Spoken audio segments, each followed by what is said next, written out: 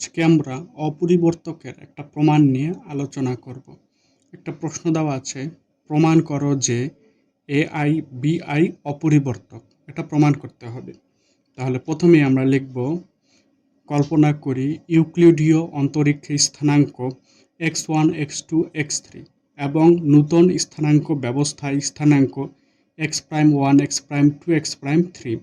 যেহেতু এআই হইল সহচল পদ্ধতি এবং বিআই হইল প্রতিচল পদ্ধতি, সেহেতু পদ্ধতির রূপান্তর সূত্রানুসারে আমরা প্রাপ্ত হই, তাহলে A prime M is equal to D X I D X prime M A I, এটা হলো সূত্র।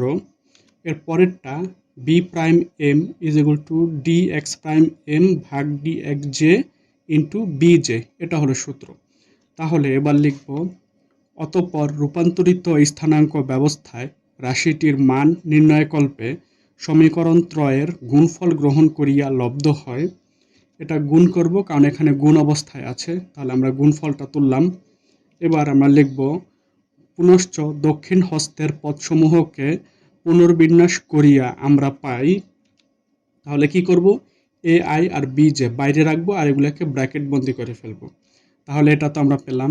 এবার আমরা লিখব, যেহেতু ব্যবকলন শাস্ত্রের আংশিক অন্তরীকরণ বিধি অনুযায়ী আমরা অবগত আছি যে, তাহলে কি হবে, যে এটা তুললাম, এখানে ডিএক্সএম কাটাকুটি যে থাকে কি আই আর জে, তাহলে ডেল আই জে হবে।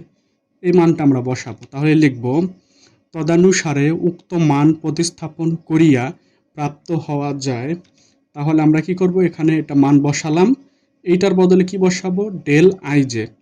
তাহলে এবার লিখব, এই স্থলে ডেল আই জে হইল ক্রোনেকার ডেল্টা, যাহার ধর্ম অনুযায়ী I is equal two J হইলে মান 1 হয় এবং অন্যথায় 0 হয়। তাহলে এবার কি করব, এখানে জে এর জায়গায় আই বসাবো। আর আমরা জানি ক্রোনেকার ডেল্টা যদি একই মান হয় তার মান কি 1 হয়। তাহলে গুণ করলে আমরা কি শুধু এইটাই পাচ্ছি। তাহলে দেখো এখানে যে সূচক পরিবর্তন করার ফলেও কি আগের মানটাই আসছে, কোনো পরিবর্তন হয়নি। তাহলে আমরা লিখতে পারি, যেহেতু স্থানাঙ্ক ব্যবস্থার রূপান্তর সত্ত্বেও রাশিটির গাণিতিক মান ও রূপ অপরিবর্তিত রহিয়াছে, সেহেতু ইহা অতিশয় স্পষ্ট যে এআই বিআই একটি অপরিবর্তক রাশি।